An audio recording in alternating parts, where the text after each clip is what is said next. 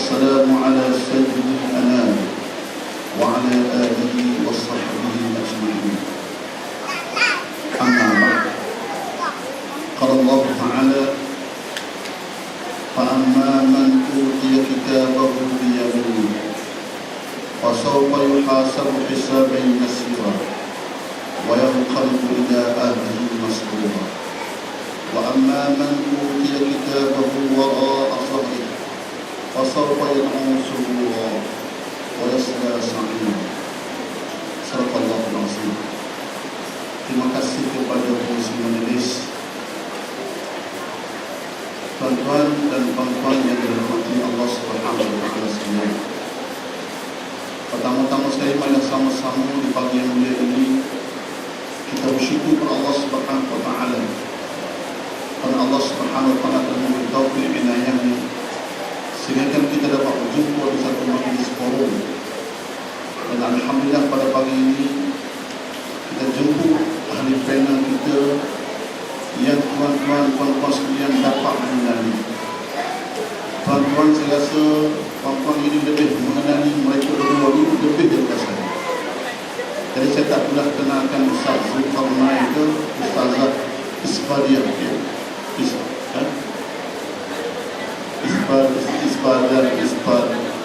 Isbadiah. Allah susah. Saya orang saya perempuan susah sikit, tak biasa, maklum. Tuan-tuan dan puan-puan sekalian, InsyaAllah pada pagi ini kita akan bincangkan satu tajuk mencari kebahagiaan mengikut petunjuk Rasulullah SAW. Tuan-tuan sekalian, ramai bercakap, ramai berbicara bahawasanya aku sudah bahagia sebab aku dapat suami yang bisa. Ada kata aku dapat isteri yang cantik, ada kata aku dapat anak-anak yang soleh dan sebagainya. Adakah itu dinamakan kebahagiaan?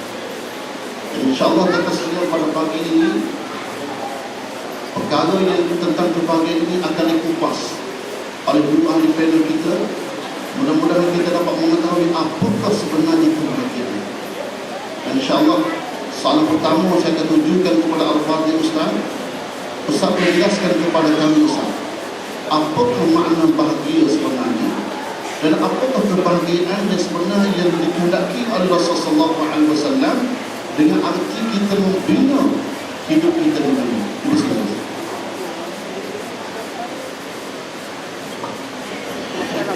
Terima kasih bertuan pengurusi. Assalamualaikum warahmatullahi wabarakatuh.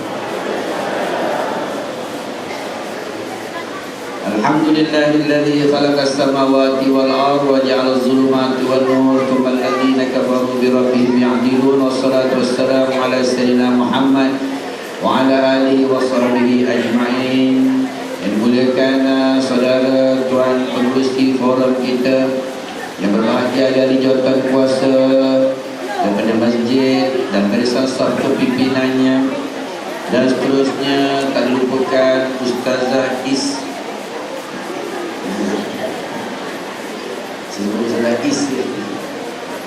dan juga yang berbahagia juga pengurusi forum kita ini, hadirin hadirat, muslimin muslimat yang dirahmati oleh Allah Subhanahu wa taala. Bila tuan pengurusi tanya pengertian bahagia saya, jadi soalan ni subjektif. Jadi sebut bahagia tu, pengertian bahagia tu nak didefinisikan mengikut individu tu akan memberi jawapan yang berbeza. Orang akademik kata bahagia begini, orang biasa kata bahagia tu begini. Jadi bahagia macam mana? Kalau tuan-tuan tanya kepada orang yang suka memancing, dia kata memancing itu membahagiakan dia. Walaupun bergejar-gejar mancing tak dapat ikan, tapi bahagia. Ada orang rasa dia berbahagia dapat main futsal, letih dia main futsal, tapi satu gol pun tak dimasukkan. Dia rasa itu bahagia. Itu persepsi dia, definisi kebahagiaan itu. Tetapi bahagia yang bagaimana yang kita nak disebutkan? Yang disebut kebahagiaan dunia dunia dan akhirat itu. Saya nak ambil daripada kata-kata seorang sahabat Nabi sallallahu alaihi wasallam. Sebab Nabi sebut dalam hadis dia, Nabi kata, inna asdaqal hadis, sebaik-baik perkataan ialah perkataan Allah. Mana dalam Quran hujah dia. Wa ahsanil hadi hadi bi Muhammad, sebaik-baik pertunjuk itu adalah pertunjuk Nabi. Kita nak ambil persepsi Islam yang Nabi kata bahagia itu macam mana. Kemudian Nabi sebut dalam hadis yang lain, dia kata wa ahsanil, dia kata berpeganglah, wa ahsanil, berpeganglah pada wa sunnatil khulafa'il mahdiyin, berpeganglah pada sunnah al-khulafa ar-rasyidin. Maknanya kita ambil pengertian bahagia itu apa yang dikata oleh para sahabat Nabi sallallahu alaihi wasallam. Sebab sahabat yang saya sebut ni, yang bercakap ni ialah sahabat yang Nabi garanti, yang Nabi janji dia masuk syurga. Siapa dia? Ibnu Abbas radhiyallahu anhu. Semua orang kenal siapa Ibnu Abbas. Adik-adik kenal tak Ibnu Abbas? Siapa Ibnu Abbas? Ngangguk. Kak, siapa Ibnu Abbas? Ibu ustaz lah. Ibnu Abbas ni dia orang yang lahir bersamaan dengan Nabi sallallahu alaihi wasallam. Dia mak saudara dia. Sejarahnya apabila Sayyidina Abdullah berkahwin dengan Aminah binti Wahab, selang beberapa hari itu Abdul Muttalib pula kahwin. Bapa mentua bapa mentua dia kahwin dalam masa selang beberapa hari. Sebab itu selepas Nabi lahir, lepas tu beberapa minggu lepas tu maka lahirlah Ibnu Abbas. Dan Ibnu Abbas ni tuan-tuan dikenali sebagai, Nabi kata gelarkan dia sebagai seorang ahli bahasa. Maksud kata ahli bahasa ni, sampai Nabi sebut, kalau kamu tak faham tentang Al-Quran, kamu tanyalah Ibnu Abbas. Kalau kamu tak faham sesuatu hadisku, kata-kataku, kau bertanyalah kepada Ibnu Abbas. Saya jelaskan siapa Ibnu Abbas dulu. Kerana apa? Sebab Ibnu Abbas ni orang yang membesar bersama Nabi, kawan sepermainan dengan Nabi, dan dia sangat faham senyum Nabi, perkataan Nabi, takrir Nabi, diam Nabi, dia sangat faham. Kalau orang kawan sepermainan itu tuan yang dia sangat faham kawan ni. Betul tak cik? Saya tanya makcik, suami kita orang lain faham tak? Tak faham. Yang faham siapa dia? Isteri. Yang tidur sebantal tu sangat faham siapa suami dia. Selalu jumpa saya ustaz, dia kata ni, saya ni ustaz ada masalah. Masalahnya ustaz, ada orang dia tegur saya kasar ustaz, kasar betul. Dia marah ke saya tak berani jawab sebab saya tak kenal dia. Habis macam mana nak tanya ni, macam mana? Tanyalah isteri dia. Sebab isteri dia saja yang kenal siapa suami dia. Bila jumpa isteri dia, Kak, saya itu abang marah, saya tak bagian juga, tolong minta maaf Kak, saya memang tak ada nak niat begitu pun. Tapi disebabkan dia marah tu, merah-merah mata dia. Isteri dia pun kata, jangan risau, abang tu memang macam itu. Di mulut aja, hatinya tak sampai. Akak kenal lah suami akak tu. Maknanya Nabi umpamakan Ibnu Abbas begitu, kawan sepermainan. Bahkan perkataannya, takrir Nabi pun dia boleh tafsirkan sebab dia sangat faham baginda Nabi sallallahu alaihi wasallam. Contohnya, sebelum saya jawab ustaz, saya jelas sampai Ibnu Abbas. Contohnya, kalau tuan-tuan melihat baginda Nabi sallallahu alaihi wasallam mencacakkan pelepah tamar atas kubur. Tamar.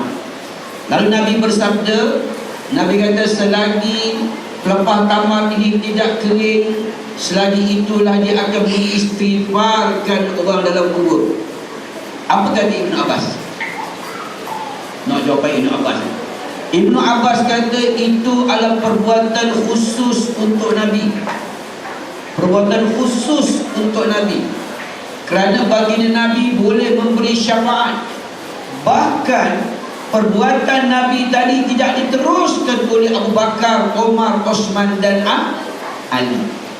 Sebab itu dalam bab meletakkan daun pandan atau kubur, Ustaz, menjadi ikhtilaful ulama. Ulama berselisih pendapat. Sebab itu Raja Abdullah mati baru ni tuan-tuan, tak ada daun pandan atau kubur. Tak ada. Orang kata itu Wahabi, Ustaz. Bukan soal Wahabi. Nak cerita hujahnya, Ibn Abbas kata itu ialah perbuatan khusus untuk Nabi. Tetapi kita di Malaysia berpegang pada pendapat Imam As-Sayuti dalam bab tu. Dia mengkiaskan selagi dia menghijau, dia tidak kering, maka dia akan mengistighfarkan orang dalam kubur. Sebab itu orang Melayu bila meninggal cacatlah kubur pada cik. Kubur apa? Kubur puding. Jatuhlah umat. Tapi tak kuat, tak strong. Dia kata pokok yang hijau, puding hijau ke kuning. Nampak. Lepas tu orang Melayu tambah lagi pula dengan daun pandan, potong kasar-kasar, bunga-bunga apa? Bunga kertas tu tak? Bunga apa lagi? Bunga yang wangi nama dia? Bunga mawar, bunga melur kan? Itu yang kata khilaf. Saya bukan nak cerita bab khilaf kan Ustaz. Saya nak ceritanya adalah Ibn Abbas tu, cara dia mentafsir tu. Sebab itu kita pegang kata Ibn Abbas. Sebab itu saya tuan-tuan, bila Ibn Abbas mentafsirkan ayat Quran, saya tak pernah tolak. Kita akan pegang hujah. Sebab Nabi kata kalau kamu tak faham suatu hadis daripada perkataanku, kau bertanyalah kepada Ibn Abbas, sebab dia membesar bersama dengan aku. Tuan-tuan minta maaf saya tak kata salah Saya tak kata salah letak daun pandan, tak salah. Kita pegang di Malaysia ni, kita ambil pendapat Imam Sayuti juga. Yang dekat Mekah sana pegang yang mana? Dekat Mekah sana pegang yang mana? Dia pegang kata-kata Ibn Abbas, perkara itu khusus untuk Nabi. Betul tak dekat Mekah? Betul lah tuan-tuan. Betul tak dekat Malaysia? Betul, dua betul rumah. Sebab benda tu khilaf. Benda khilaf ni jangan bergaduh. Baik, saya jawab soalan. Apa kata Ibn Abbas? Ibn Abbas menyebut, dia kata kebahagiaan yang sebenar itu ada 7. Kebahagiaan yang pertama sekali ialah hati yang bersyukur. Orang yang sentiasa mensyukuri dengan anugerah Allah Subhanahu wa taala kepada dia. Sebab itu kita meletak tuan, kita ni orang yang menumpang di dunia Allah. Kita menumpang. Bila menumpang, sedar diri kamu tu menumpang. Jadi bersyukurlah dengan Allah bagi itu. Yang pertama, kita ni orang yang meminjam. Segala yang ada pada kita hari ini kita pinjam. Kita punya umur, pinjam. Kita punya sihat, pinjam. Rezeki kita, pinjam. Anak kita, pinjam. Suami kita, pinjam. Semua pinjam. Sebab itu jangan marah bila Tuhan ambil. Bila Tuhan ambil suami kita, inna lillahi wa inna ilaihi raji'un. Daripada Allah dia datang, kepadanya dia dikebak. Pinjam. Jangan marah, ya Allah ya Tuhan aku, kau bila suami aku, ya Allah. Oh, jangan. Sebab pinjam. Rumah terbakar tu harta. Rumah tu apa dia? Harta. Harta tu apa dia? Pinjam. Bila rumah terbakar apa kata?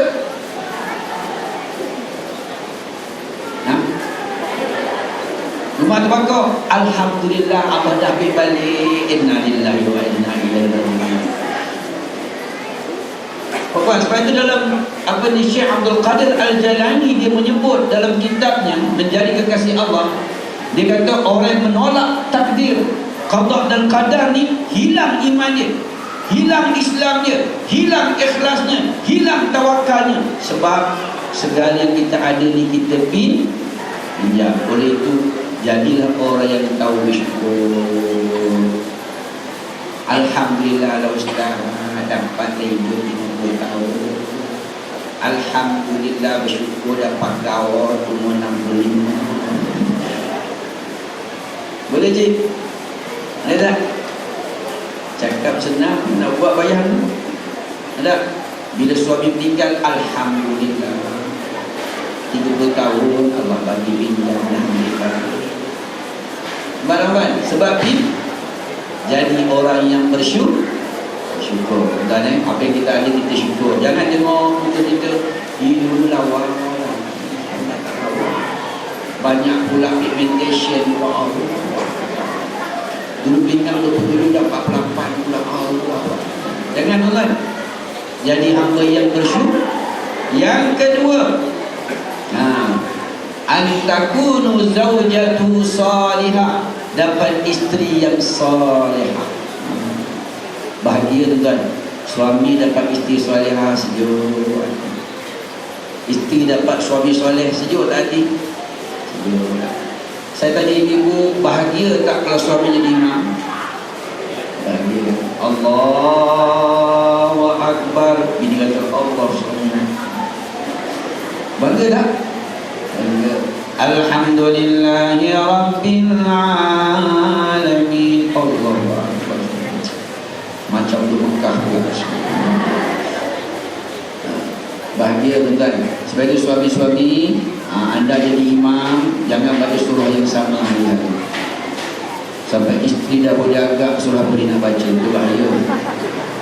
Waladdallin. Bini kata, ministri nak aqaina. Ministri nak aqaina. Bismillahirrahmanirrahim. Akan dah betul. Bahagia. Suami akan bahagia. Dia akan selesa pergi keluar jauh bermusafir. Dia tinggalkan isteri dia rasa selamat. Sebab isteri yang soleh. Isteri hantar WhatsApp, bang, nak keluar kejap, nak hantar anak sekolah, pergilah. Dia bahagia. Bang, minta kebenarannya, ambil duit dalam bank RM50. Nampak tak? Bahagia tak? Sebab dia rasa selamat. Selamat. Saya ringkaskan. Yang ketiga, waladun saleh, dapat anak yang soleh. Oh, bahagia buat. Sebab matinya Adam, kullu mayyitin yukhtam. Mati anak Adam tu terputus segala-galanya, melainkan tiga: sadaqatan jariyah, au ilmun yuntafa' bih, waladun saleh. Maknanya hasil dia dapat anak soleh tadi, anak tadi mendoakan dia berterusan pahala. Saya nak sebut ya, hari akhirat ni ialah hari 5 pembalasan. Kita punya perjalanan, hujung kita mana? Alam. Perjalanan terakhir kita alam mahsyar. Jadi dengan adanya persiapan anak tu tadi, anak mendoakan pahala berterusan. Yang keempat, persekitaran yang baik, environment yang baik. Tuan-tuan, kita akan rasa bahagia kalau dapat al-jarus salih, dapat jiran yang baik. Betul tak? Perempuan rasa selesa tak bila dapat jiran yang suka karaoke? Suka tak? Sebab itu Nabi kata, carilah jiran dulu, kemudian baru cari rumah. Tapi kita cari rumah dulu, baru dapat jiran. Dapat jiran yang baik. Kita hantar kari pap, dapat mie goreng. Kita hantar mie goreng, dapatlah pizza. Hantar McDonald, dapat pula jemput-jemput. Tak apa lah. Bahagia tak? Bahagia kan? Ini hantar yang panjang, tak pernah balas-balas. Tinggal satu-satu susun, tak pulang-pulang. Ada dapat jiran yang baik. Yang kelima, iaitu harta yang halal, al-malul halal. Tuan-tuan, bila kita dapat daripada sumber yang halal, tuan-tuan, benda itu akan dibawa sampai ke mati. Sebab itu Nabi kata bahawasanya harta itu akan menjadi fitnah di hari kebangkitan nanti. Tolong tuan-tuan dan perempuan, kita sebelum meninggal dunia, kita pastikan harta yang kita dapat, kita buat sistem faraid, ikut faraid. Jangan perempuan harta jadi fitnah kepada kita. Bayangkan, kita dapat harta dengan jalan yang tidak halal, kita dapat harta dengan sistem agihan, harta yang tidak ikut faraid. Dulu mak kita bagi ke anak perempuan semua tuan-tuan, tua pula dekat anak, tua pula dekat cucu. Kita akan terus dalam keadaan berdosa. Jadi ibu-ibu, saya sarankan sebelum meninggal dunia, buat wasiat. Harta kita yang dapat cara tak betul tu kembalikan balik dengan cara farah. Boleh? Slow ya, boleh. Cakap senang, nak buat payah tuan. Ustaz, Johor tanah dah mahal, tahu tak? Dah mahal Ustaz.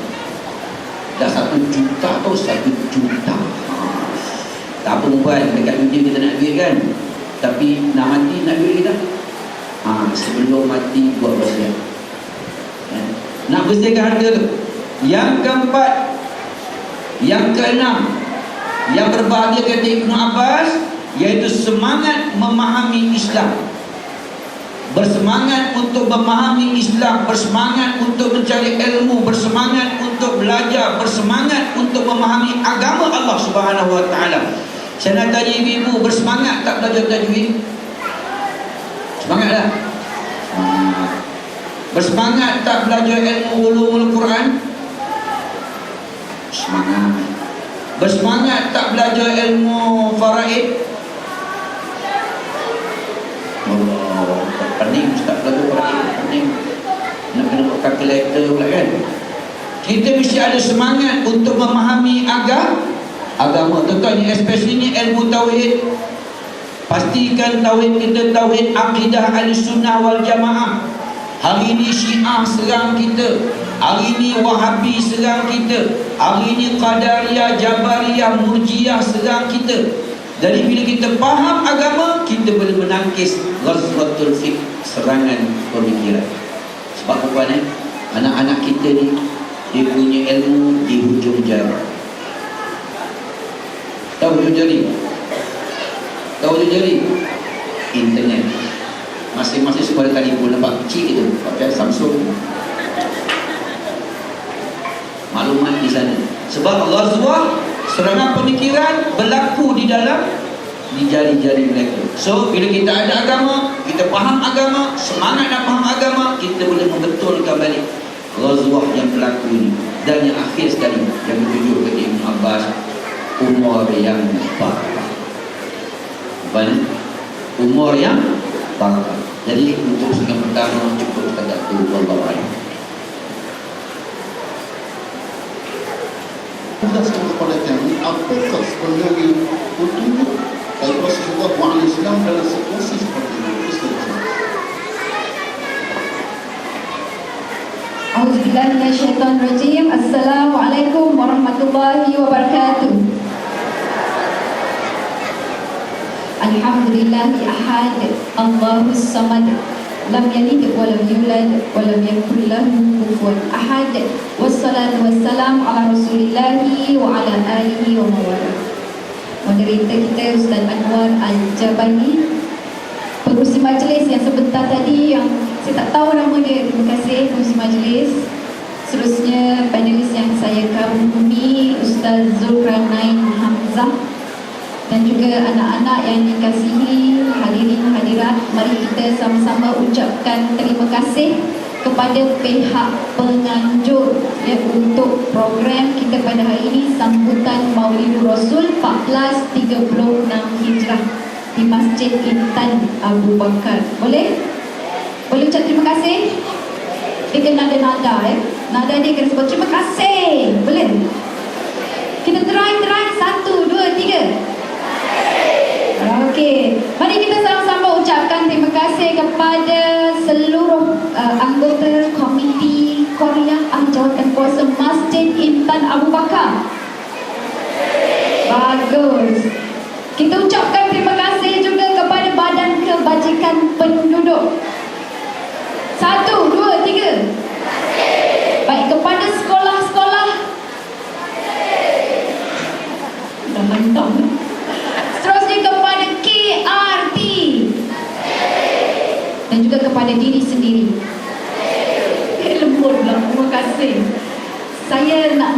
network link dengan anak-anak ni, tuan-tuan perempuan izinkan saya. Jadi saya akan panggil diorang ni Muslim, ya.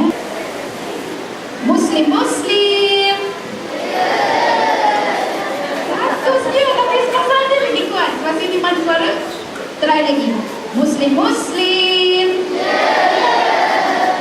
Bagus, sana lagi kuat. Dik. Lawan. Sekali lagi. Muslim. Bagus. Muslim. Muslim.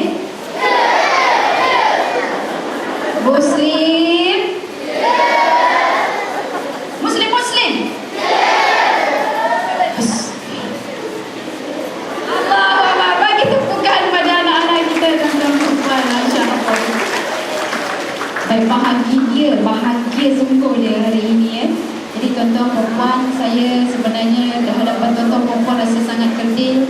Kerana apa? Kerana anda sebenarnya berada di dalam satu majlis yang dipanggil majlis zikrullah.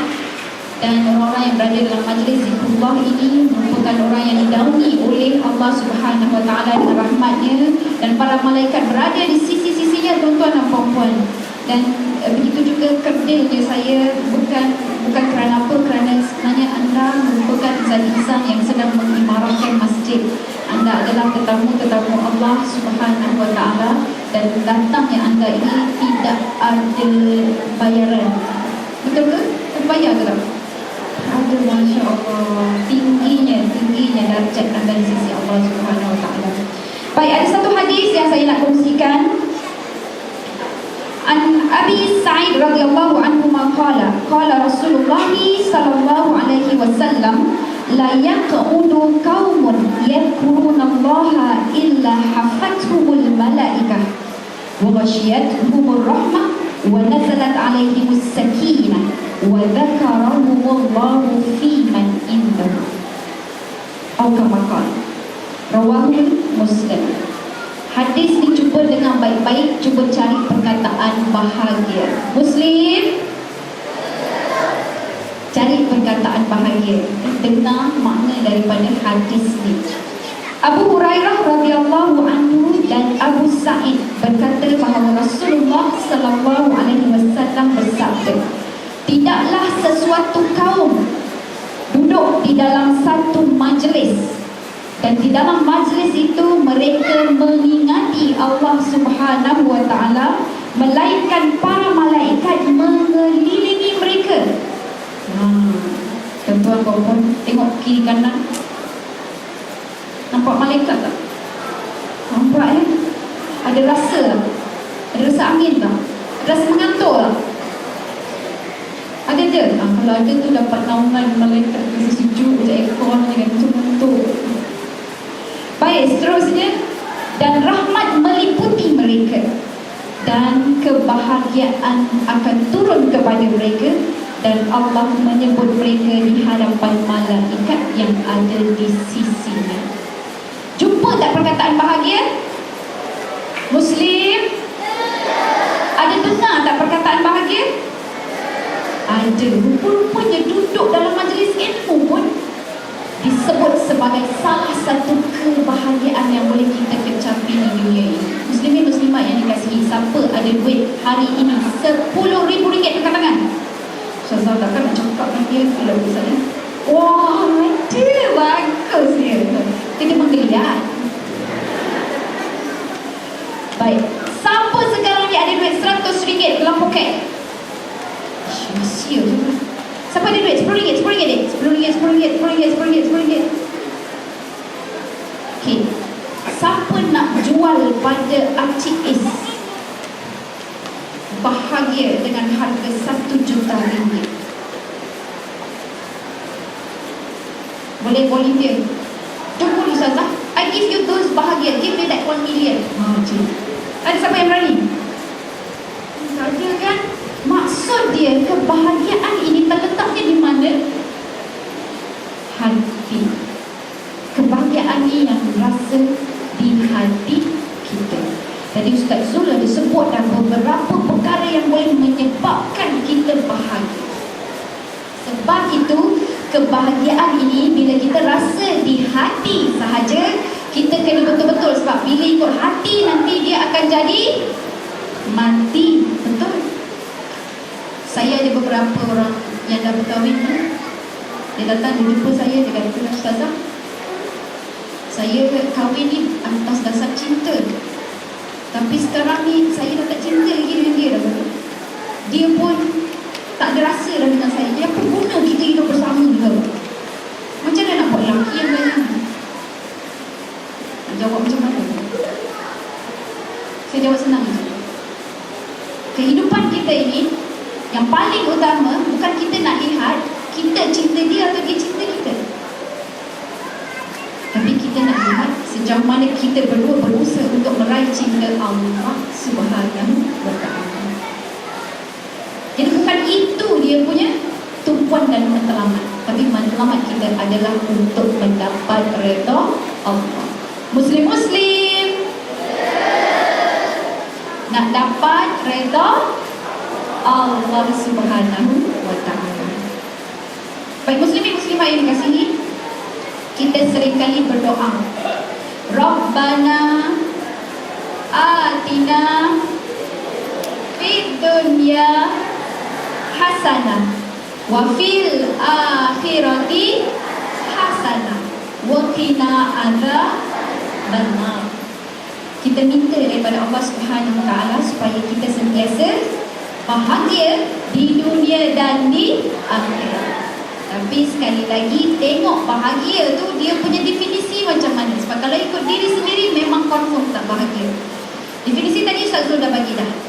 Tapi saya nak bagi satu lagi ayat di mana kita juga sering baca, Rabbana hablana min azwajina wa dhurriyyatina qurrata a'yun waj'alna lil muttaqina imama. Wahai Tuhan kami, kurniakan dan anugerahkan kepada kami pasangan kami dan juga anak-anak qurrata a'yun, penyejuk mata. Waj'alna lil muttaqina imama, dan jadikan bagi orang-orang yang bertakwa kita lah imam, kita lah yang jadi ketua, pemimpin bagi mereka. Persoalannya sekarang, maksud qurrata a'yun, penyejuk mata, cuba bayangkan pasangan kita, bayang pasangan kita, sejuk tak mata? Gelap pula. Memang rasa nak tergelap dah pula. Saya pun dah tergelap. Geli nanti banyak ya cerita-cerita lucu. Tengok anak-anak kita seorang-seorang, penyejuk mata ke tak? InsyaAllah. Saya sebenarnya tuan-tuan perempuan dah test dah, saya tanya dengan suami saya, bang, kalau maksud penyejuk mata pada abang ni, apa maksud dia? Suami saya kata, yang taat pada abang, anak-anak taat pada ayah dia. Itulah dia qurrata a'yun. Muslim, pakcik sebalik kampung, jumpa dengan mak, tanya dengan mak masa tu tengah masak, mak, anak-anak yang qurrata a'yun tu kan, ataupun anak yang sejuk mata hati mak ni macam mana mak? Tapi tak ada sebut qurrata a'yun, sebut anak-anak yang sejuk pada mata mak, sejuk pada hati mak. Apa mak saya sebut? Muslim. Mak Aziz kata, anak penyejuk mata adalah anak yang pandai masak. Sudah. Saya pun pergi jumpa dengan ayah saya. Saya jumpa ayah saya, anak-anak yang sejuk mata hati ayah tu yang macam mana? Tak apa dia jawab. Dia kata, yang picit kaki ayah tanpa disuruh.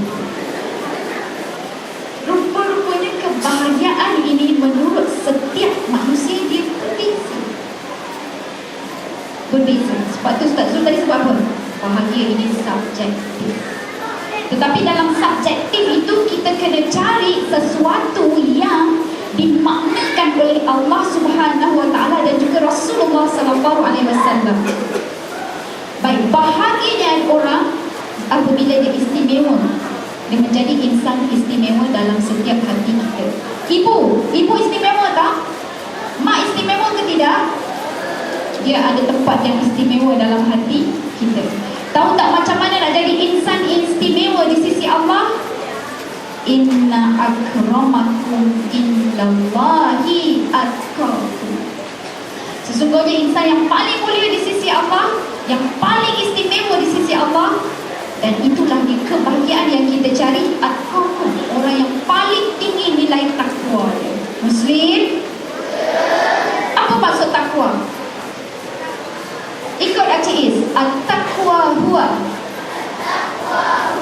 imtithalul awamir wajtinabun nawahi.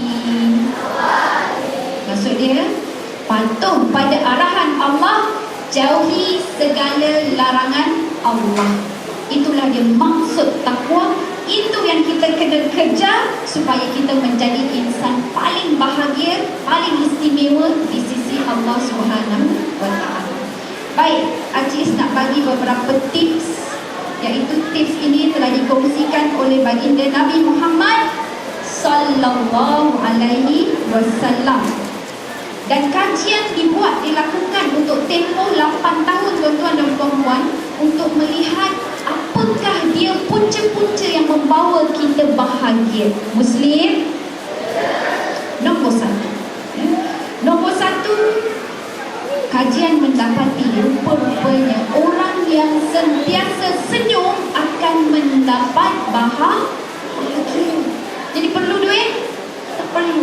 1 juta? Tak perlu. Yang perlu apa? Senyum sahaja. Ya. Hadis Nabi an Abi Dzar qala Rasulullah sallallahu alaihi wasallam, tabassumuka fi wajhi akhika sadaqah. Kamu senyum dengan saudara kamu dan rakan kamu, itu adalah dikira sebagai sedekah. Tuan-tuan puan-puan, saya bagi seminit saja. Tak lebih tak kurang. Seminit saja. Tak lebih daripada seminit. Kurang tak apa. Seminit saja. Tengok kawan sebelah kita, senyum dekat dia. 1, 2, 3, 4, 5. Sebelah kiri, sebelah kanan, senyum. 6, 7, 8, 9, 10. Alhamdulillah. Bang, kenapa keras je bang? Bang tak boleh bang. Okey, senyum. Bangun pagi, senyum. Nampak anak-anak baru bangun, senyum. Ini anak-anak bangun, kita dah masak-masak, anak pun turun, tergaru-garu kepala, kita pandang dia ke dia? Senyum pun tak ada. Cuba bangun, hey, bangun dah, Assalamualaikum. Tiga anak boleh cakap, apa hal mak ni bisa salam pula dalam rumah? Sebab tak biasa kan? Tetapi kalau kita budayakan Assalamualaikum, senyum, benda itu akan jadi biasa. Biasakanlah benda yang sepatutnya menjadi kebiasaan. Senyum. Boleh? Nombor 1 apa? Very good. Okey. Yang kedua, saya ambil 3 je, boleh ya? Sebab sebenarnya ada di sini lebih kurang 7. Saya ambil 3. Yang kedua adalah mengucapkan terima kasih. La yashkurullaha man la yashkurun nas. Kita tidak akan berterima kasih kepada Allah bagi sesiapa yang tidak pandai berterima kasih sesama manusia. Tadi kita dah sebut terima kasih kan? Tapi yang ini kena buat terima kasih daripada hati kita yang tulus dan ikhlas. Sekali lagi, pandang kawan sebelah kita, salam dia, cakap terima kasih sebab sudi duduk sebelah saya. Sebut.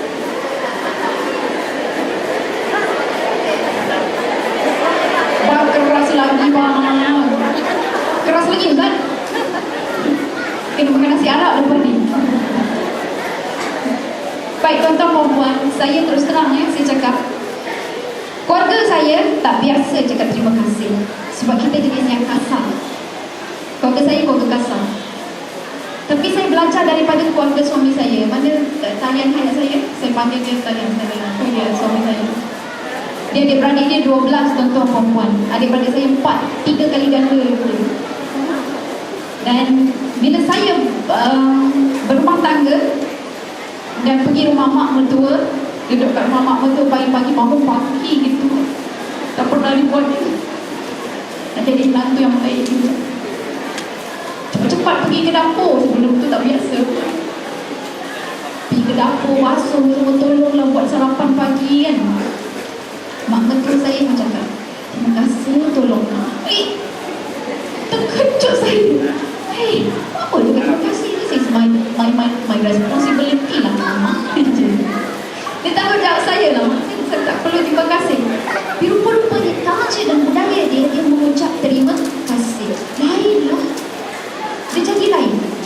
Kita jadi rasa lebih menyayangi, lebih menghargai, lebih mengingati, lebih sentimental, lebih menghormati. Banyak semua jadi lebih. Itu tak jadi kasar. Saya bawa balik budaya terima kasih ini kepada keluarga saya. Sampai rumah, mak tolong buatkan makanan lauk yang kita suka, semua dah masak dah, makan sama juga. Ibu, terima kasih. Kenapa? Sebab tak pernah. Saya kahwin 24 tahun. Jadi 24 tahun tu tak pernah cakap terima kasih. Selepas itu cakap dengan mak saya, terima kasih. Terkejut dia. Ni kenapa? Dia macam ni lah. Buat kebiak ke? Tak nak mati ke? Jadi saya cakap, ibu,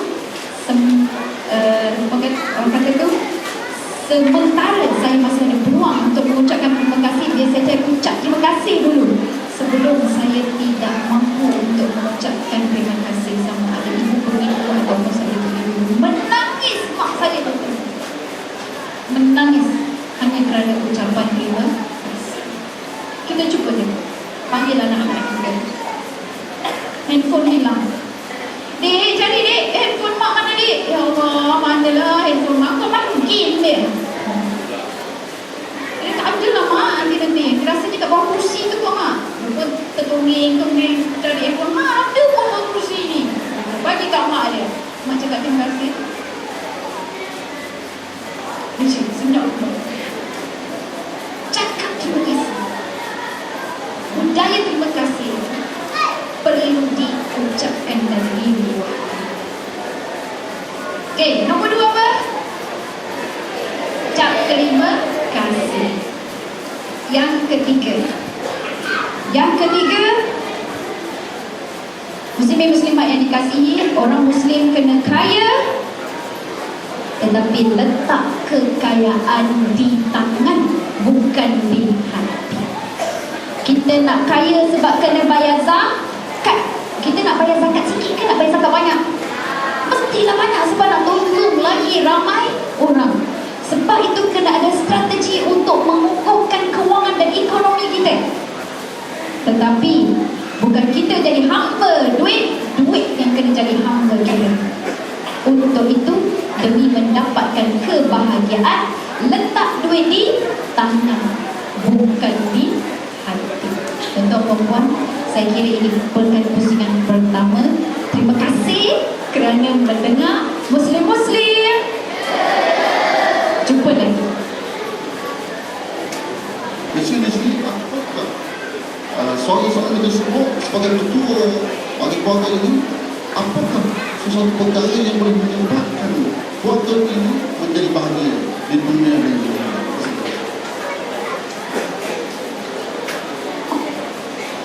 Terima kasih kepada Tuan Gusti, panelis, seterusnya hadirin hadirat muslimin muslimat yang rahmati oleh Allah Subhanahu wa taala.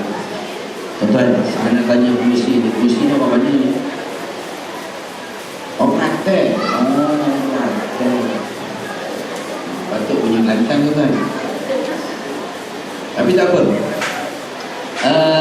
Saya tu tuan, bila sebut tentang disebut oleh Ustazah oleh Mursi tadi, berkenaan dengan sifat bermaaf-maafan. Tadi sudah sebut sifat berterima kasih. Bila orang ucap terima kasih kat kita, rasa bagus. Rasa sedap makan nasi arab ayam tu kan. Rasa lain kan. Rasa lain kan. Saya pun terfikir juga tentang benda-benda gitu kan. Bila isteri dah lain, terima kasih. Ustaz macam tu. Orang lelaki dia ada ego dia. Bukan ego, nilai diri. Kalau nak jawab bertahan, bukan ego, nilai diri. Betul tak sih orang lelaki ada nilai diri? Betul tak? Lelaki ada nilai diri dia. Dia sebab itu yang minta maaf yang perempuan yang kadang-kadang suami ni tak apa nak puji kita. Lawa dia cekta tu. Dah kan? Dia sebut orang lain kan? Lawanya Fazura, dia gigi comel, ya Allah. Macam comel lah. Jangan marah tuan-tuan yang orang lelaki ni. Sebab tu tuan perasan dalam Islam, dia ada bab, dalam bab munakahat ada panggil nafkah. Pasal tak nafkah? Amal nafkah, memberi makan, minum, pakai, tempat tinggal, nafkah. Tapi perasan tak bahawa perempuan Allah bagi hadanah? Tahu tak hadanah cik? Tahu? Hak penjagaan anak. Allah adil lah. Orang ni hukum Allah tu cukup sempurna, Ustaz. Cukup sempurna. Lelaki diberikan tanggungjawab bab nafkah. Kalau tengok Imam Syafi'i sebut, nafkah tu ada 4. Nafkah diri, mesti ada nafkah untuk makan, minum, pakai, tempat tinggal untuk diri. Yang kedua, nafkah usul kepada furu'. Usul pada furu' yang atas bagi yang bawah. Kena ada makan, minum, pakai, tempat tinggal untuk atas bagi bawah. Siapa atas? Bapa bagi anak, datuk bagi cucu, atas bagi bawah. Kita nampak tuan-tuan, nafkah yang ketiga furu' kepada usul. Yang nombor bawah bagi atas. Anak bagi mak. Anak adik bagi kakak, adik bagi abang, cucu bagi datuk, nafkah. Dan yang keempat nafkah suami kepada isteri. Nampak tak?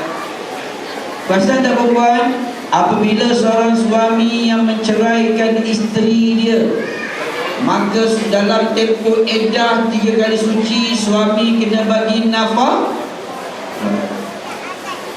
Nampak tak?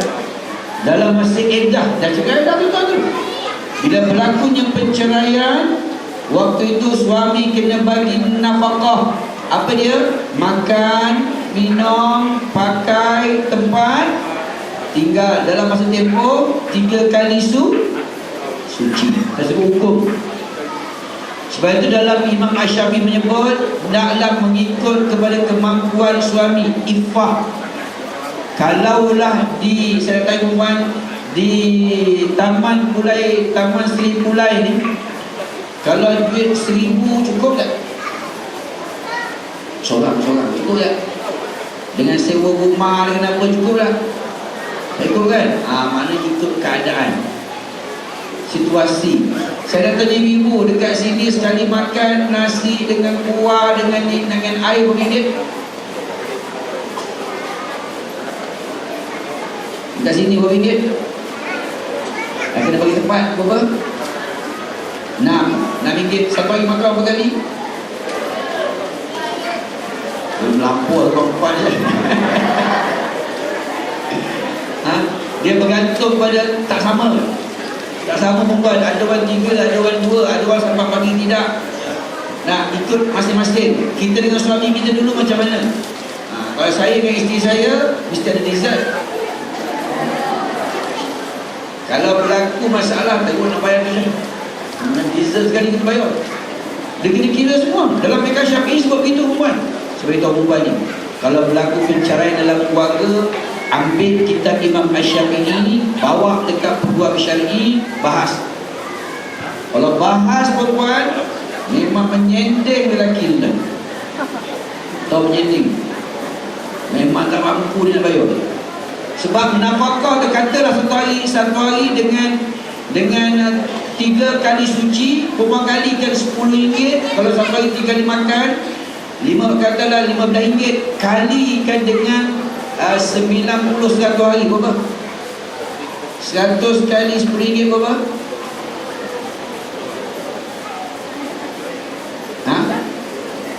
Berapa? Ni lulus matematik ni. Berapa dia? Kalikan pula sewa rumah. Sini sewa rumah sebulan berapa? Sini. Dia ambil Tok Zaza mahal RM3,000. Sini apa? 4,5. 5 lah. 5 kali dengan 2 bulan 10 hari. 3 bulan 10 hari. Itulah nafkah yang anda dapat dalam masa Eid. Untuk seorang anak 5.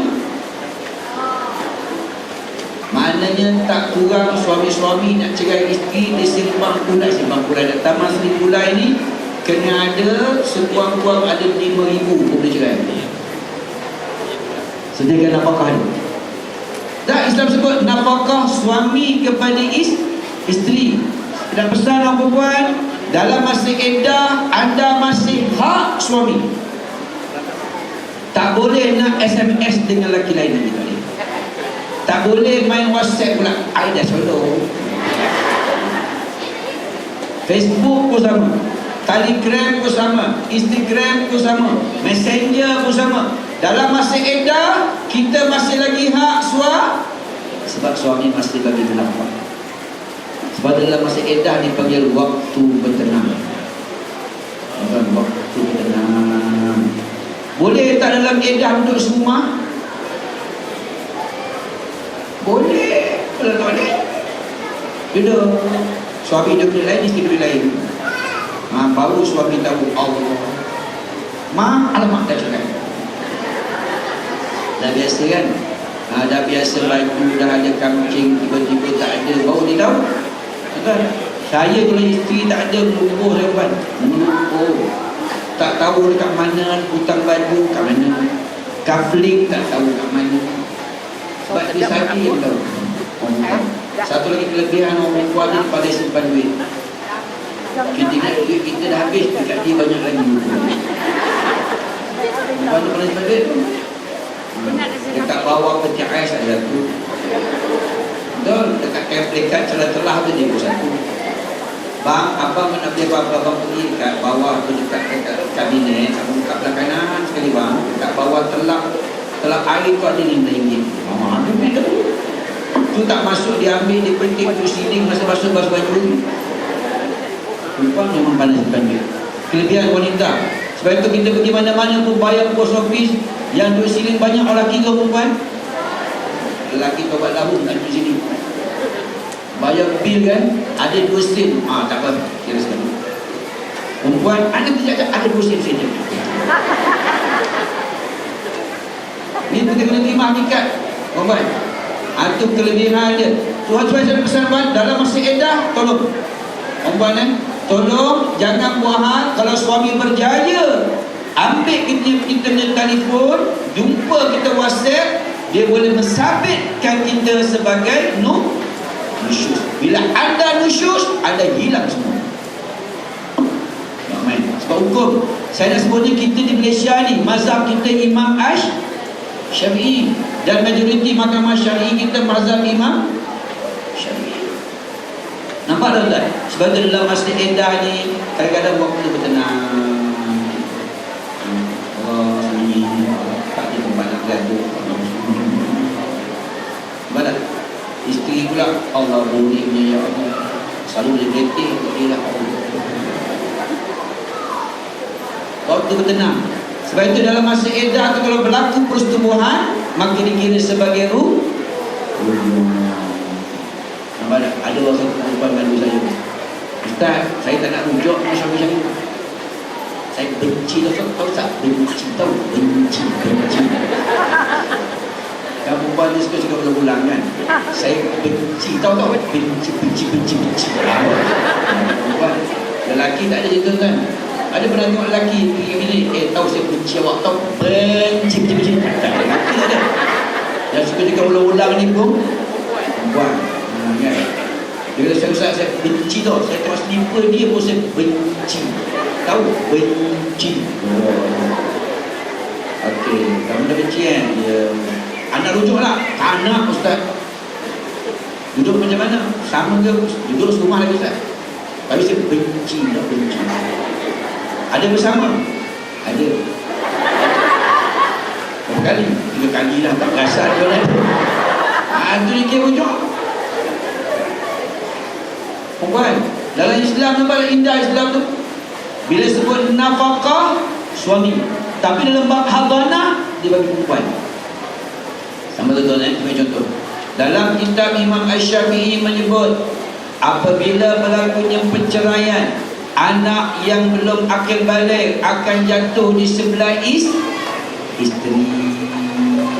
Nampak, dia tak bagi kat lelaki, jatuh dekat isteri. Apabila isteri berjaya disabitkan oleh mahkamah syariah, seorang wanita yang tak boleh dipercayai, dia kerja GRO contohnya, dia ni perempuan balik malam, perempuan tak elok, suami berjaya mensabitkan, maka anak tadi akan jatuh kepada mak kepada isteri.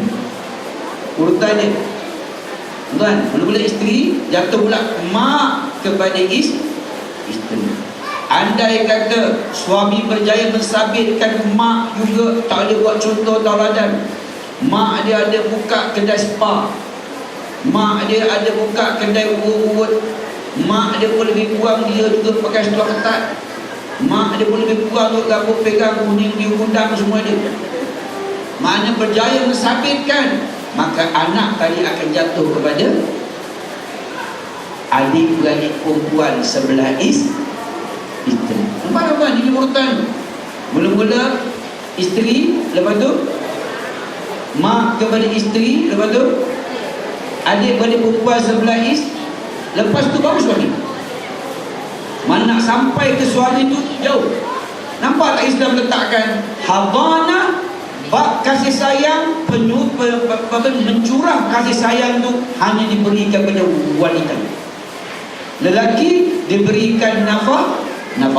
Supaya tuan perempuan, orang lelaki ni ustazah, dia payah nak ucap I love you, I love you too, I love you so much. Tapi saya dengan isteri saya saya cakap bahasa Arab. Saya kata ya habibati ya ruhi.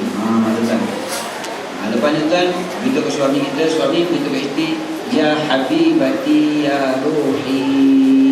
Ini berdua tak faham. Tak mati lagi roh dia. Dia bahasa tu dalam bahasa Arab, bahasa simbolik saya. Bahasa tu di dalam. Roh ni bila roh tak ada mati tak. Isteri tu umpama roh. Ya roh. Bisa kan kita nak sebut nama. Saya tanya dulu perempuan senang tak nak panggil suami Ling? Boleh tak panggil suami Ling? Dah umur macam ni lah. Umur dah 60 panggil suami Ling. Oh Ling, betul tak? Beli geman tu kan? Ling, oh Ling. Nama lah Yaakob, Lingkup.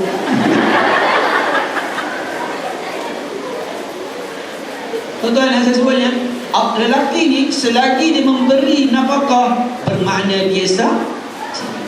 Tuan-tuan, kalau suami masih lagi beli beras, masih lagi beli lauk, masih lagi bagi duit belanja, makna dia sah sayang. Tapi sudut psikologi, kata Dr. Fadilah Kamsah, kena ucapkan. Sebab orang perempuan ni dia suka dilafazkan. Betul tak perempuan? Betul tak? Orang perempuan suka orang lafazkan. Kalau suami nyanyi rumah siapa tu? Suami, mak, hari ni hari abang sayang kat awak. Dia dah sebut. Suami pun pergi, engkau yang satu antara 1000. Macam mana tak rasa? Biar orang begini. Tapi orang lama lain ni semua kotak-kotak ni. Kotak-kotak ni dia lain lagu dia, dia bini dia. Oh mama kan? Tak nak sebutnya wanita memang nak macam tu kan? Dia memang nak dilafazkan. Tetapi orang lelaki tak faham. Saya pun tak faham. Ustaz dia bersama dah tak faham.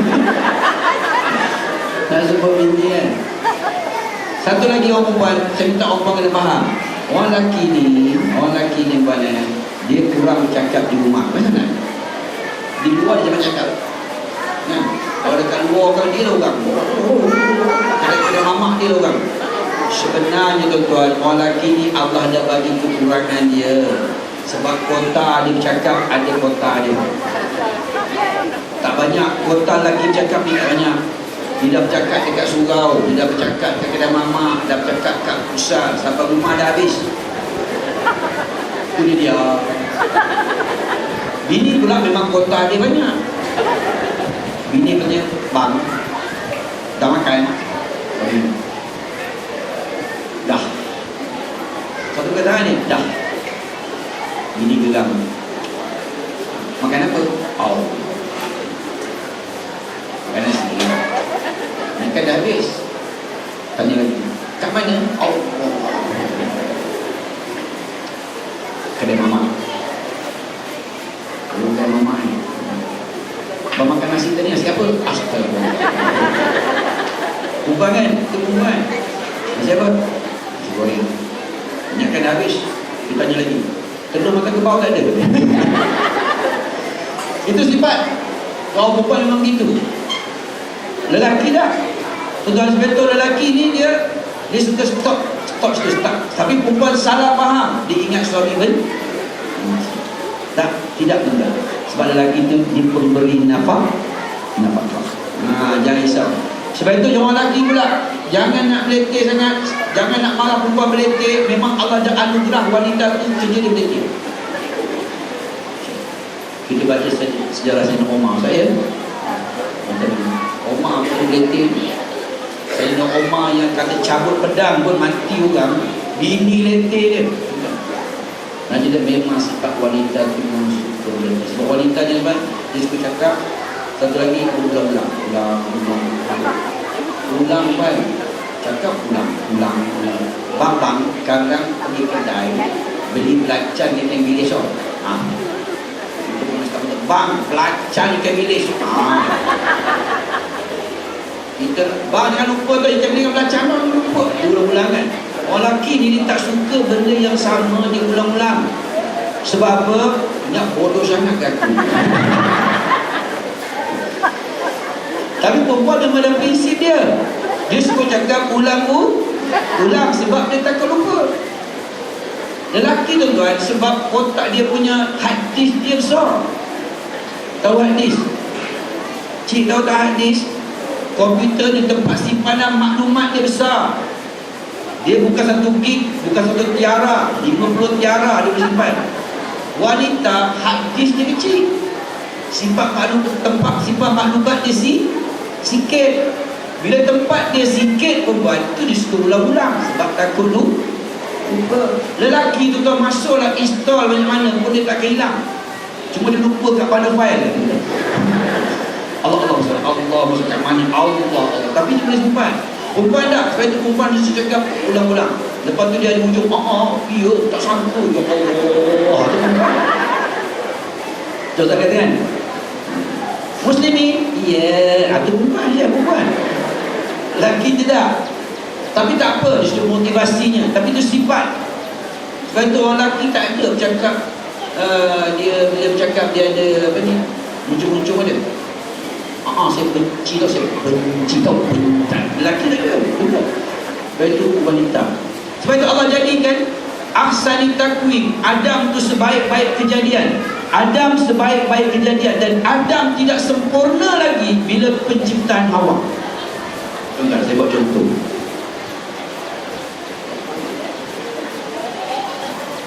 buat contoh. Ni air. Tengok air dah tinggal setengah, betul tak? Sebab dah masuk sini. Asalnya sempurna dah. Sempurna. Tapi dituang sini, dah jadi Hawa separuh. Mana Hawa dah ambil separuh. Sebab itu lelaki tidak sempurna tanpa wanita. Wanita tidak sempurna tanpa lelaki. Dia lengkap melengkapi. Allah bagi lelaki lebih pada akal, perempuan kurang dekat akal, perempuan lebih dekat nafsu, lelaki kurang dekat nafsu. Adil tak Allah Ta'ala? Adil. Sebab itu kuasa talak dia beri pada lelaki. Kenapa? Kerana akalnya. Sebab itu orang lelaki bila semayang kat mana bila dia meninggal? Lelaki bila semayang imam duduk kat mana? Kat badan. Kat mana? Kepala. Perempuan bila dia semayang meninggal, dia semayang duduk kat mana imam? Duduk kat Nampak tak? Sebab di situlah lahirnya manusia, lahirnya ulama. Lelaki di kepala. Sebab itu perempuan, wanita memang style dia begitu. Jangan marah orang perempuan, orang lelaki. Allah bagi kita lebih pada akal, dia lebih bernafsu. Sebab itu dunia ni indah kerana wanita. Bukan? Sebab itu wanita semua color dia boleh pakai. Kerana apa? Sebab nafsu. Perempuan tengok merah boleh, kuning boleh, biru kuning boleh, kelabu boleh, hijau boleh, semua boleh. Depan kuning, belakang merah boleh, betul. Belah-belah pula merah, hijau, kuning boleh. Ada pula laba-laba sego kat sini pula ada.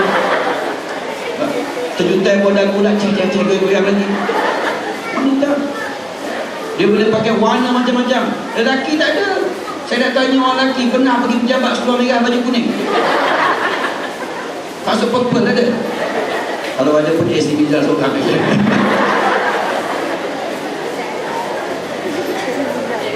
Ada Allah Ta'ala, dia bagi warna lelaki berakal. Tetapi Allah bagi kekurangan budak pada lelaki. Lelaki tu tuan, dia otak dia kanan-kanan saja, kiri-kiri saja. Perempuan, kelebihan dia kanan pergi kiri, kiri pergi kanan. Lelaki ni tak boleh buat dua kerja satu masa. Betul tak? Tak boleh. Kita tengok suami kita kan, dia kalau move, dia move dia. Dia kalau nak move, dia tendang, mainan pop, dia tendang juga. Tapi wanita dia boleh macam kerja, betul tak? Dia boleh masak, dia boleh goreng ikan, dia boleh masak nasi, dia boleh masak lemak, dia boleh buat acar, dia boleh bagi kucing makan siap. Dengan move sekali. Luar biasa. Anda hebat. Betul tak ibu-ibu? Lelaki tak boleh. Lelaki kalau satu tu je. Sebab itu orang lelaki kalau kita kata dia skru bilik air dia, pintu dia dah roboh dah. Dia skru kan? Bang, diam aku tanya skru ni. Dia kanan-kanan saja. Kena terima tak kekurangan lelaki? Terima. Lelaki kena terima kekurangan perempuan. Perempuan kelebihan dia kanan pergi kiri, kiri pergi ke kanan. Sebab itu orang perempuan dia boleh cakap macam-macam tajuk dalam satu masa. Betul tak? Bang, tadi kan dengar ustaz tu ceramahkan. Kucing tu dia pendek. Dia buat tajuk. Kita penting bola kita kan? Ini aku mana satu tajuk dia. Kamu masuk sini. Itu kelebihan wanita. Dan wanita juga kena terima lelaki. Perempuan apa kelebihan lagi? Wanita lebih confident berbanding lelaki, betul tak? Kami tak semua lebih confident. Saya nak tanya orang lelaki, kalau bawa kereta jalan sesat, siapa tanya jalan? Siapa tanya jalan? Suami ke isteri? Isteri. Lelaki tak, dia sesat habis minyak pun tak apa, dia pusing. Bini kata bang, dah 5 kali dah depan ni. Dan nak gambarkan, kita ada pro and con. Ada kelebihan pada lelaki, ada kelebihan pada perempuan. Oleh itu tuan-tuan, wanita melengkapkan suami, suami melengkapkan isteri. Dia kena sama-sama. Tak boleh bersendiri. Sebab itu orang perempuan tak boleh seorang. Dia kalau jadi janda, dia kena kahwin. Dingin. Suami pun sama. Anda kalau jadi seorang, tak sempurna. Kenakah? Kena kahwin. Untuk bapak kita yang ayah kahwin ayah. Dah tua dah bang, kahwin ayah. Memanglah orang tua dia sebut kahwin ni mana ni. Tapi kita kadang-kadang anak-anak marah kan. Bapak kau lain ke tak? Apa dah tua kahwin. Kalau dia tak kahwin, dia kacau kita. Kau tak balik ke? Kau tak balik ke? Islam tak letakkan pasangan Adam dan Hawa. Sebab itu tuan-tuan, saya nak ambil Dr. Fatih Yakan menyebut dalam kitabnya Mada Ya'ni Al-Ijtima'i Islam.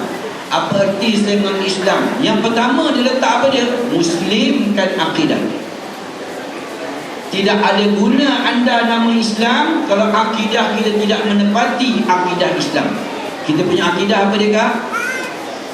Al-Sunnah wal Jamaah. Yang kedua, muslimkan ibadah. Apa arti anda kata anda Islam, sedangkan ibadah anda tidak menggambarkan ibadah seorang Islam? Semayang tidak, puasa tidak, zakat tidak, pergi haji tidak, tutup aurat tidak ada arti Islam. Yang ketiga, apa arti anda Islam kalau keluarga anda tidak Islam? Kita rajin ke masjid, jatuh puasa tu, jatuh puasa ni, tapi keluarga bermasalah. Enggak, kepada Allah. Muslimkan akhlak. Apa arti anda Islam kalau akhlak kita tidak Islam? Cakap agama sudah, tapi akhlak dia beromeh. Tahu beromeh? Akhlak dia ganas, akhlak dia begini, tak menggambarkan itu Islam. Sebab itu dia kata 5 tu, muslimkan akidah, muslimkan ibadah, muslimkan keluarga. Yang keempat, muslimkan Nabi Aisyah gagal kan? Akhlak, muslimkan akhlak. Yang kelima tu kita mesti ada kekuatan diri. Adakah anda boleh menghadapi environment persekitaran tadi untuk kita jadi seperti ikan yang terus istiqamah dalam laut di tak masing-masing? Saya kecilkan skop. Muslimkan keluarga. Sebab itu Allah kata apa? Allah kata, "Qu anfusakum wa ahlikum nar." Jagalah diri kamu dan keluarga kamu daripada api neraka. Oleh itu perempuan, bila suami isteri itu bergaduh, kita kalau boleh selalulah memaafkan. Boleh? Boleh. Kullu bani Adam khata'. Setiap anak Adam itu buat dosa. Dengar tuan. Al-insan la yakhlu al-khata' wal nisyan. Manusia tak sunyi daripada buat silap. Tak ada dalam manusia ni tuan, kita ni perempuan, iman kita tu naik. Iman kita mula-mula okey, turun, itu lah. Pagi tadi pulau subuh, naik iman. Pulau subuh, naik iman. Lepas tu balik naik motor. Bang, dengan nasi lemak lah bang, ni hari minggu ni budak-budak tak minum, tidak tak makan nasi lemak. Singgah nasi lemak. Kak, bagi nasi lemak 5 ya. Akak tak pergi surau ke? Jual nasi lemak yang kerja ni. Ada tu. Badak iman. Tuan-tuan ingat tengok saya nak panggil sini dosa tu tak? Malam saya naik kapal terbang. Naik tak melindu lah. Goyang-goyang. Ya Allah, hati goyang. Ya Allah. Goyang-goyang. Allah. Naik iman, ingat Ya Latif, Ya Fatah, Ya Alim, Ya Jabbar. Zikir manjang ke bang? Turun-turun Alhamdulillah. Dalam nampak aku nampak kena ni video ni. Nampak nyampe sampai dah sudah. Turun. Balik. Kemudian naik kereta pula waktu buat kereta sendiri. Mendepan lembab depan. Yang dulu ni buat kereta lembab. Dah mati kan? Dah mati. Kan ada dosa tu. Potong pula kereta tu. Perempuan patutlah lembab. Nampak tak dosa? Kita ni dosa kot. Perempuan tengok TV dosa tak? Tengok Astro Oasis dosa tak? Siapa tak dosa? Mula-mula tengok ustazah cakap dalam TV kan? 3 ustazah berbicara, paketnya, umatnya, perjuangannya. Iman balik. Waktu keluar pula Astro Oasis dengan zikir Hasbi Rabbi Jallallah. Dan lepas tu tengok pula pencetus rumah, monyet sebab kami. Keluar pula iklan, comel tak kartun ni, comel tak kartun.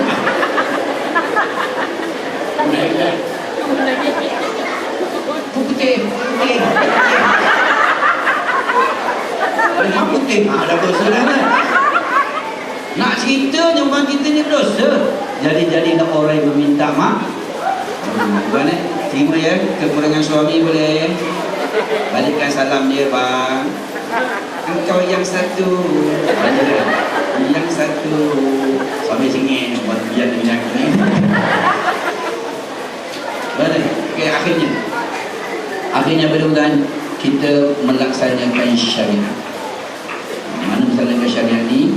Tuan-tuan, dalam situasi pergaduhan, dalam situasi apapun, kita kena menerima seadanya pasangan kita. Tuan-tuan, terima seadanya pasangan kita. Memang tuan-tuan, kita ni bila makin berumur, makin sensitif. Ini psikologi lah saudara. Orang lelaki ni bila dia masuk umur 55 tahun ke atas dipanggil usia emas, sensitif. Hal ata al insan hina minad dahri. Manusia bila tua dia kembali balik zaman kanak-kanak minta dipuji, minta dia apa. Oleh itu suami kita yang berumur macam saya ni 53 tahun ni tuan-tuan minta dipuji selalu. Nak masuk usia emas, dah ada menantu dah saudara. Ada menantu dah. Kita jamin muda lagi dah, syabab. Saya dah 50 lebih dah. Orang perempuan pula dia masuk 40, dia proses kegusaran, ketakutan. Sebab apa? Proses penuaan berlaku. Emosi. Lepas tu wanita usia 40 dia mudah rasa takut. Sebab proses penuaan. Pigmentation berlaku. Tahu pigmentation? Tu bintik-bintik hitam dah keluar. Tutup dengan foundation. Bibir dah kusam, pakai pula lipstick, bubuh pula lip gloss, pula lip liner. Dah mula. Dia mula proses. Mula tengok abang mak pinggang aku dah 58. Makan pil apa benda? Pil kurus. Tak cari perempuan pergi tengok dekat spa, yang tempat kecantikan, yang banyak duduk dalam beg yang kepala keluar tu. Siapa tu? Yang duduk dalam kepala keluar. Siapa dia? Spa tu. Semua geng 40 ke atas. Yang mandi bubur dulur, bubur apa semua tubuh madu yang ada timun 2 biji kat mata. Usia mana? 40. Quran sebut tu usia 40. Ya, kita orang perempuan tumit kaki dah pecah lah. Tumit kaki dah pecah. Pergi kedai gosok kaki buahkan. Kaki dah megagah makan air. Gila lah. Risau. Malam-malam tidur tumit kena perut suami. Suami kata out. Mana pula paru kelapa lah dia tu. Mula risau. Suami pun sedih hati, pergi farmasi carilah krim tumit kaki. Proses penuaan tu berlaku. Dia sensitif. Sebab itu apa-apa pun nak buat, orang lagi kena faham. Wanita waktu tu emosi dia turun, dia rasa dia dah semakin kurang, dah semakin tak comel, semakin tak apa. So cari jalan bagaimana nak mencomelkan dia balik. Macam mana nak comelkan dia? Itu kena fikir sendirilah. Sebab proses ni berlaku. Lelaki pula usia ni dia answer balik. Lelaki 40 dia answer balik. Answer.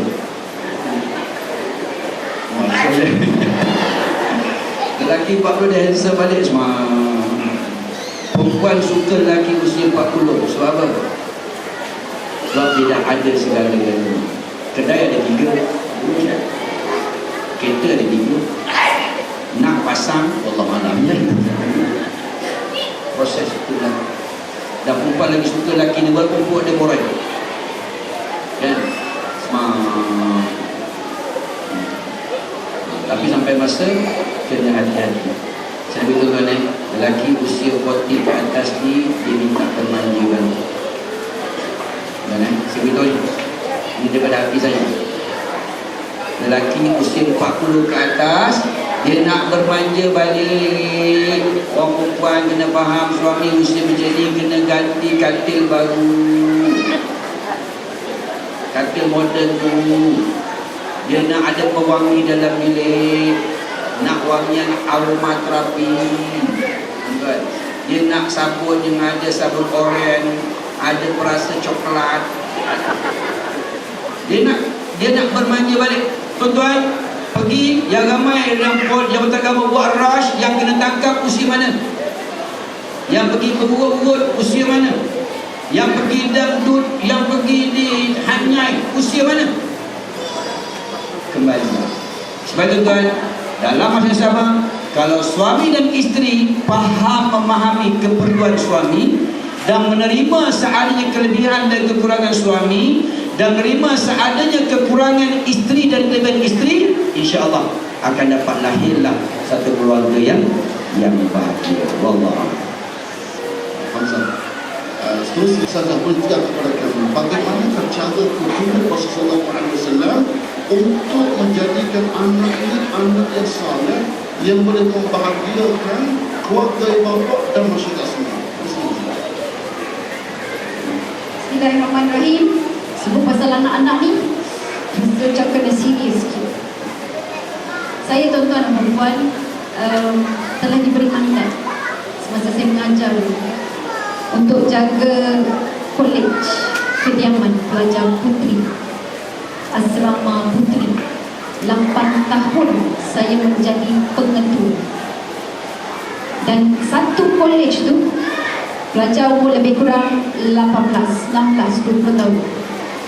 Ini umur-umur gadis. Muslim-muslim umur apa? Gadis, ya. Umur gadis itu umur belasan tahun. Jadi masuklah sekolah menengah atau ada umur gadis dia. Memang tuan-tuan dan puan-puan, banyak masalah sosial berlaku.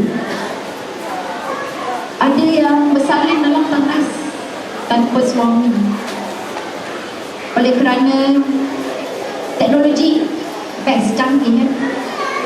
Tahu macam mana nak terang anak sendiri. Anak pertama saya, tuan-tuan dan puan, 6 anak. Tapi saya tak berani terang sendiri tanpa ada doktor. Anak saya yang ke-6 tu memang masa tu dah nak keluar dah, tapi doktor tak datang lagi. Bidan tu kata jangan terang dulu, tunggu. Memang tak berani nak terang. Tarik nafas, lepas ikut mulut, tarik nafas, lepas ikut mulut. Lepas tu bila doktor datang, okay, anytime Miss Fadiah terang. Sekali terang je. Sebab dah lama sangat pernah doktor datang baru. Anak-anak kita sekarang ni, sebab anak-anak ni jadi terkenal pengalaman-pengalaman silam. Anak kita, ya Allah, tahu-tahu wek-wek aja, angkat telefon, madam, please come over madam, faster madam, we got some delivery emergency. Delivery? What kind of delivery? Dia tengah penting ke pagi ni, mati pun tak boleh dah buka. What kind of delivery? Baby melahirkan anak. Sehingga bila kita buat statistik, tuan-tuan dan puan-puan, untuk populasi 3,000 pelajar puteri, setiap minggu wajib ada yang berzina. Sama ada kes baru atau kes berulang. Tempat yang saya jaga ni semua Muslim. Semua Muslim. Jadi macam mana nak buat keadaan begini? Itu belum cerita lagi yang mencuri. Sampai mencuri ni, sebab saya jaga 8 tahun, kita boleh buat dah.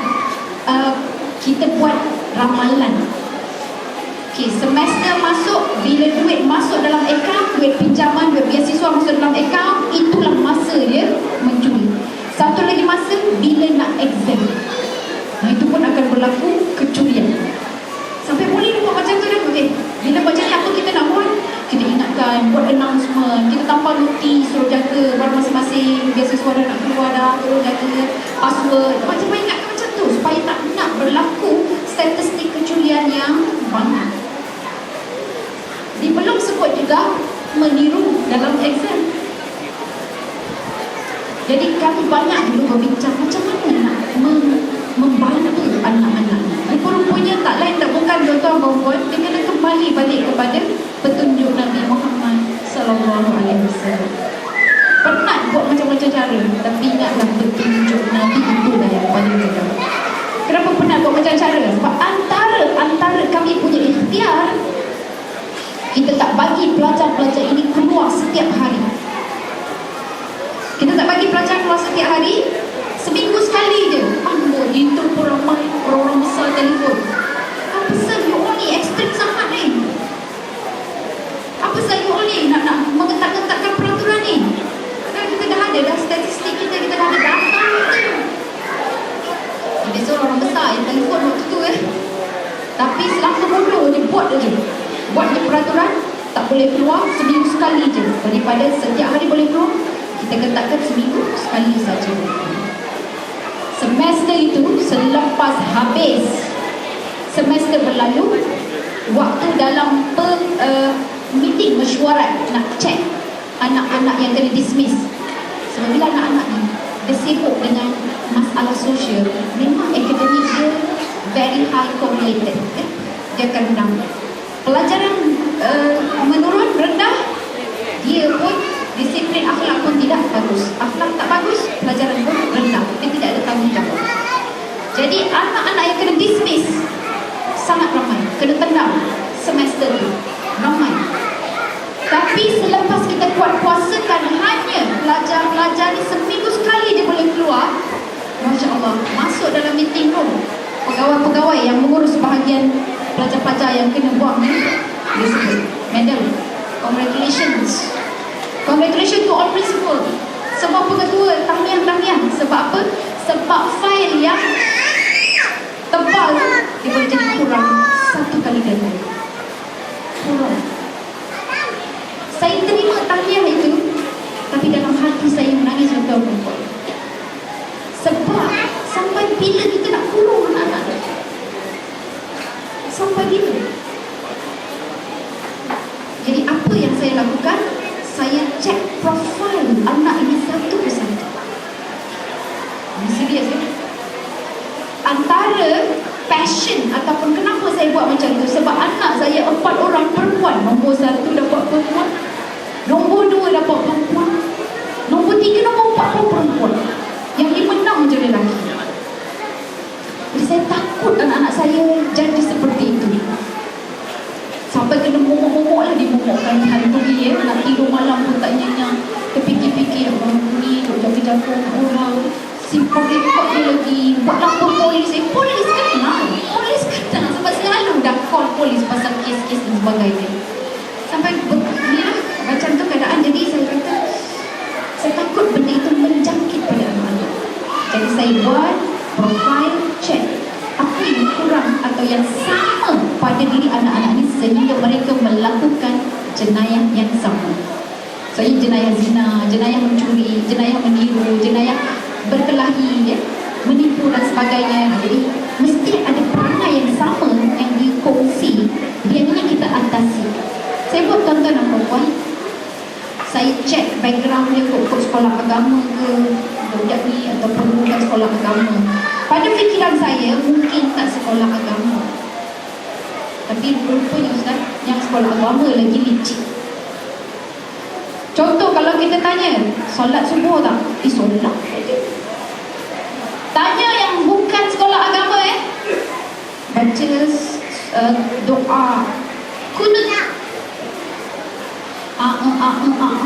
tolong pun tak boleh. Tak solat subuh kan?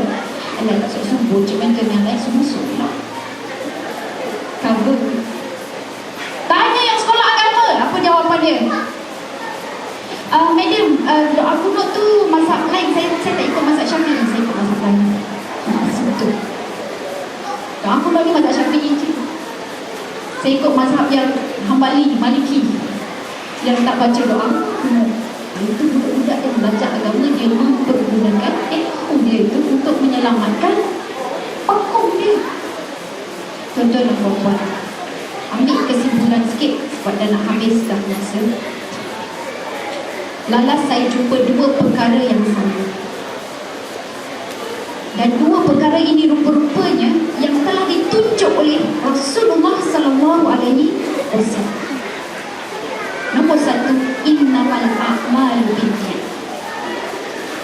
Pokoknya setiap amalan itu dia tergantung kepada niat. Anak-anak ini matlamat tidak jelas tuan-tuan. Apa kaitan matlamat dengan niat? Daripada niat inilah yang membantu anak-anak kita untuk mencapai matlamat dia. Rata-rata, malah majoriti, saya katakan 99% anak-anak yang saya tangkap ini, mereka akan kata, "Madam, saya masuk universiti ni bukannya saya suka sangat. Mak ayah saya yang suruh." Sampai saya dah boleh buat skrip untuk dia. Sebelum dia bagi jawapan, kalau pada pelajar yang lain yang buat masalah yang sama, jawapan dia akan sama. Sama ada dia kata dia tak nak masuk universiti ni, atau dia kata kursus ini bukan kursus yang dia nak, ataupun subjek semester ini adalah subjek yang memboringkan. Apa kena mengena dengan perangai? Jadi maksudnya, anak ini tidak nampak maksud kebahagiaan yang sebenar. Happiness tadi dia ikut dia punya makna sendiri, erti bahagia di sendiri. Aku tak happy kat sini, mak aja yang suruh mengaji kat sini, bukannya aku nak mengaji kat sini. Jadi dia buat perangai. Oh, kalau ngaji ke tak larat, penat saya. Saya yang menjadi saksi kalau menangis malam tu suami saya. Saya cakap, sabar. Ada kita bantu anak-anak orang ni, insyaAllah. Kita akan bantu anak sendiri, anak orang pun kita semua dibagi kekuatan. Nombor satu, tidak ada matlamat. Sebab itu daripada awal lagi kena ajar pada anak kita pandai berniat. Apa niat kita berarah untuk Maulid Rasul? Apakah matlamat kita datang ke Masjid Intan ini? Apa matlamat kita untuk makan makanan yang sihat? Kenapa kita mesti solat? Jadi bantu anak-anak kita untuk mengetahui matlamat dan letak niat dia. Sebab itu Allah mengajar kita. Satu hari berapa kali solat Muslim? 5 kali satu hari. 5 kali satu hari atau 5 hari sekali? 5 kali satu hari. Setiap solat itu niat dia berbeza. Betul tak? Subuh niat subuh, zuhur niat zuhur. Padahal solat juga. Tapi Allah jadikan dia lain, nak bagi tahu pada kita bahawa setiap perbuatan kita walaupun nampak sama tapi tak serupa, ia dibezakan dengan ini. Dan niat yang sebenar ini adalah untuk mendapat redha Allah Subhanahu Wa Taala. Satu masa saya dijemput oleh pelajar-pelajar, pimpinan pelajar di salah satu universiti di Bangi. Jadi pimpinan pelajar ni, saya utarakan, saya lontar soalan. Apakah matlamat anda mengambil kursus yang anda ambil sekarang? Sebab biasanya kalau tanya anak-anak saya, pelajar-pelajar saya dalam kelas sebelum saya start kuliah, okay, what is the purpose of you taking my course? Dia akan jawab apa? Madam, sebab universiti suruh. Tu course yang universiti suruh ambil. Itu jawapan dia paling mudah, ya Allah. Paling mudah pada dia lah, tapi salah lagi yang tak boleh bawa dia fokus bila belajar.